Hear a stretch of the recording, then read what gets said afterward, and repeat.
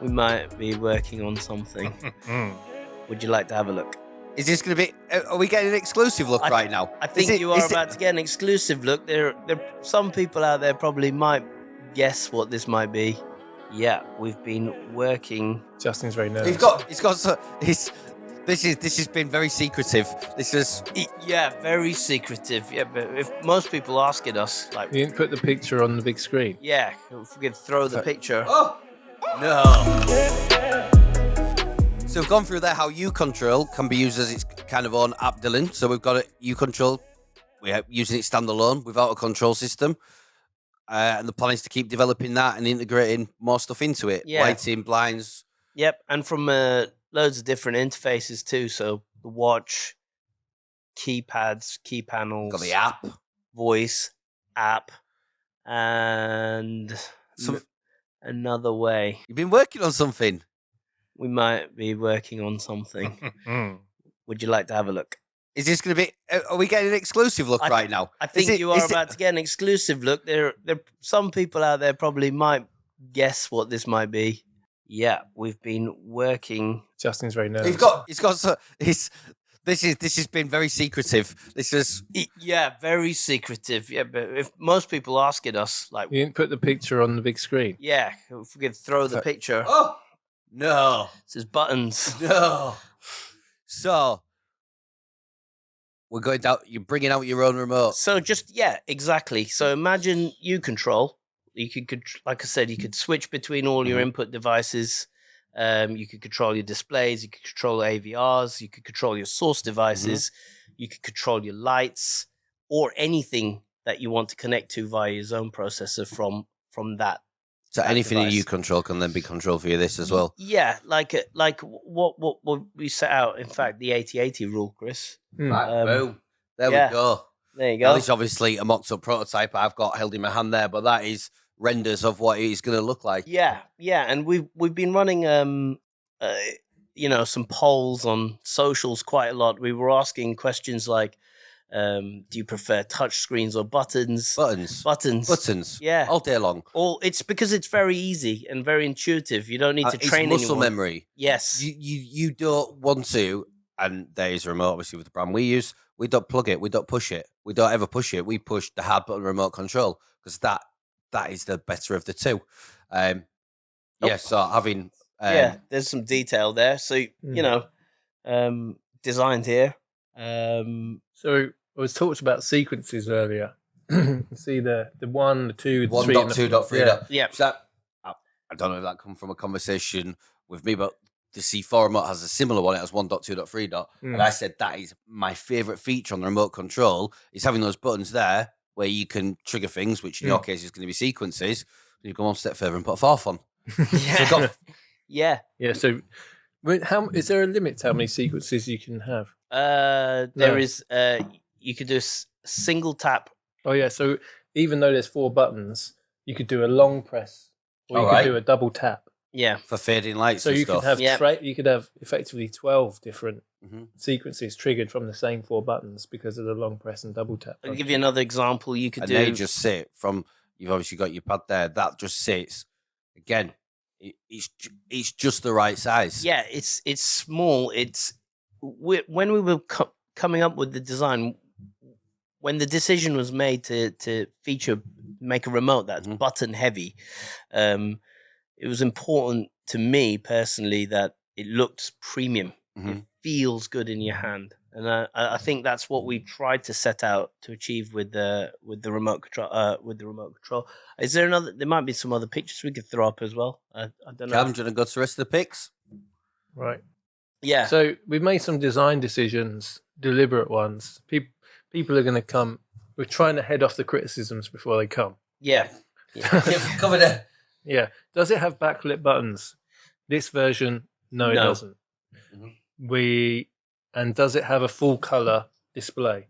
No, it doesn't. No. So this is our first remote. This is our first gambit into the remote market, and we're trying to keep it at a price point that is competitive.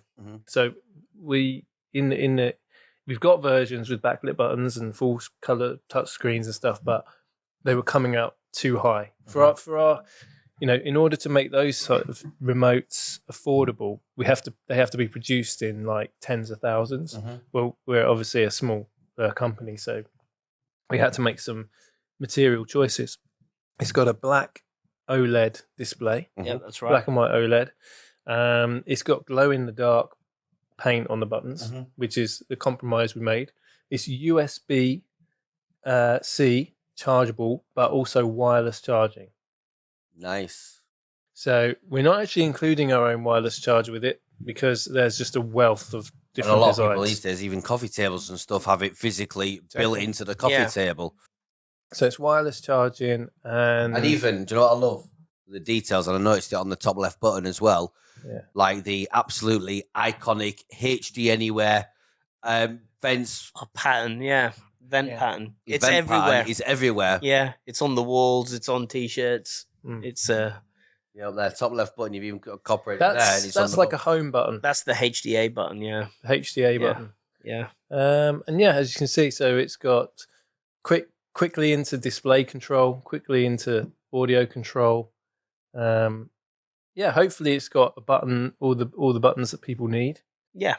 And it's taken a long time to get to this point. Yeah. Well, you've obviously developed this throughout COVID, the pandemic, supply chain's been absolutely on its ass. Yeah, absolutely. We're trying to make a new product, and people are just trying to fulfill back orders from other products. Yeah, and trying to even get manufacturers to work on it. It's probably been difficult. Yeah, it's been difficult. Yeah, I mean, also because we're not buying an off-the-shelf item and just putting some silk screen on it. This is not an OEM product. This is an HDANYWHERE product. I can tell by literally from the 3D printing prototype, you are designing this from the ground up to meet what you want it to do. But I can be so cocky and say nobody else can do that. Yeah. Ride that. You've earned it. And we're not too proud. If you want to control your Wirestorm or your Bluestream Matrix with a HDANYWHERE remote, we'd love for you to do that. Yeah, because it's a universal control. uControl, universal, unintimidating, for you. There's loads of things, but it's a genuine universal remote control. So we want to play nice with as many third-party devices as possible. So the shoe's on the other foot now. We're now in that position of we're the controller. So if anyone who watches this podcast has got a device that thinks it would be cool to be controlled by uControl, get in touch with us. You make it really easy because all your APIs are open anywhere. Everything's so open. They can just you don't even have to contact us. Everything's open. Download it off the website. I've seen it on the... it's super easy. It's your darn self. We'll go on the Facebook group. Let us know. This has possibly been, over the last 4 or 5 years, one of the most requested features for a distribution system is a remote control. Some tactile buttons, the trend away from smart screen and touch screen, to also address a different line of clients, people who don't want to pull out an app, leave their phone on charge over there, and just make something work. They just want a remote control. And I think to put into your existing product offering this, the fact I've not put it down since Dylan handed me it, there's everything I need to know about. Even we may need it's to print literally another just prototype. That one's going to get a little dirty. I've one holes in it, but because it just sits nice. It just sits absolutely perfect. In fact, you open it up, and obviously we work with smart remotes and control systems, but it's nailed in my opinion. In terms of because it's all. But I seen a new remote come out over the last week or so, and it's 100% touchscreen. Yeah, I'm sure you've seen it. Yeah, we know. And it's 100% touchscreen. I'll tell you what again. uControl has been out since 2016. We know what the issues with app-based control are, and we've tried in its design to minimize those shortfalls. So, like the number one thing, when you're at home and you're browsing through the guide or whatever, you tend to be looking at the screen and not looking at your control, and that's impossible with an app-based control. It's awful. And there are a number of the premium remotes are still heavily reliant on that screen to provide additional button controls. and that still requires you to take a look at the interface to see what you're doing. And again, if you've got people who are less tech savvy, older, younger, well, maybe younger probably don't have a problem, but they're going to have a problem with it. Whereas you go, that button will turn your TV and your source is on. You know, Dumb. where, yeah. Single press pause will pause what you're watching. Press and hold pause will pause what you're watching and turn the lights up. You know, button 1 will turn your lights off. You know, and as soon as you tell people that one time, that's it, they got it. And like you said, muscle memory takes over after that. And, you know, and it feels like a natural thing. And so what we're doing is we're taking something, and, you know, if you look at other universal remote controls, even from some of the biggest people in the game, that there's no sense of taste in any of them. You know, they don't try and make it look like something premium or look like something that's been designed, made in 2021, 2022, you know. And I think we've tried to do that and build on the evolution of uControl so that it is an interface that, you know, that very easily allows you to control. It's incredibly bold. It's a bold thing to do, just like it was bold to revert back to IR when everyone was trying to do everything over IP. You know, to shun the touchscreen, full color touchscreen. No, we're going buttons. No, we don't have album artwork on our remote. We don't, you know, because if most people, when they're navigating their music, they're going to use Spotify Connect or Tidal. They're going to use that app. Yeah. You don't, when they're using their TV, in fact, most people are going to think that's their TV remote that does some extra stuff. Yeah. And that from an integrator's point of view, I hate the word integrator, absolutely hate it. But from somebody who does that, that is what people want. That's what we want to give our customers. We want to give them a remote control and be like, yo, that's it. Yeah. We could definitely see ourselves sort of entering that market, like we were saying, like Chris was saying before, where it's not the super high end, but it's that market segment just below it, where customers want that end result. They want that sort of tidy, neat living space, but they just simply don't have the budget. And with buttons, that is going to be possible. Absolutely, 100%. You could do it as, you know, with a zone processor, which is £150 retail, plus one of those. You know, and you're done. Another retail on these yet? Yeah, TBC, I think. There's a lot of fluctuation in price at the moment. Oh yeah, component pricing. Yeah, we're hoping to be about half of what its nearest competitor is. Right. Yeah. Clean up.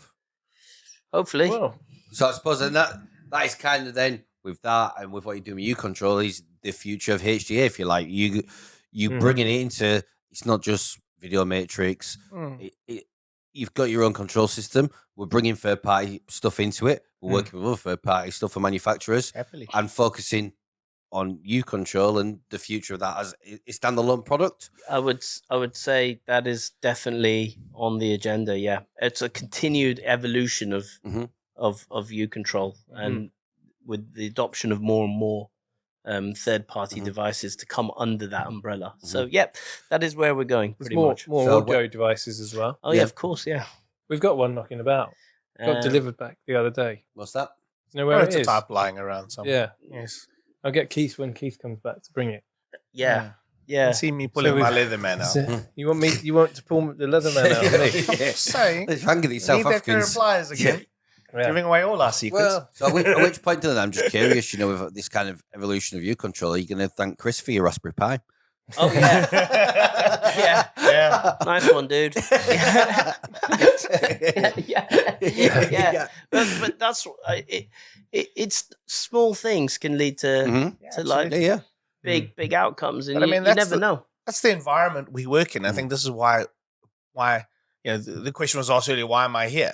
Why wouldn't you want to be here? I mean, you get the chance to make a difference and make change, and we can you know, from the smallest ideas blossom into something really big and meaningful and fun.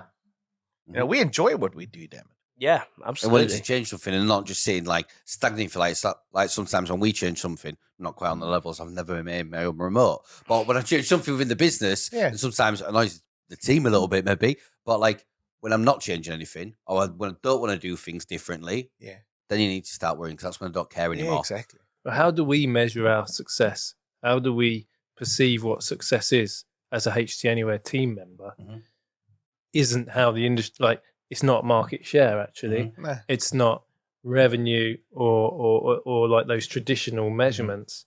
It's these achieving the vision that we came up with collectively as a leadership team, and doing things that other companies with many more people and much more resources do, and also making these bold decisions. And then if they turn out to be right, which if the feedback we're getting about buttons is so, and stacking and that sort of thing, these firsts, and I'm sure other people will copy them, but that when we actually bring those things to market and they're commercially successful, when we're getting the images back, just today on social media, a stack system. Yeah. The other day in Qatar for the World Cup, a stack system.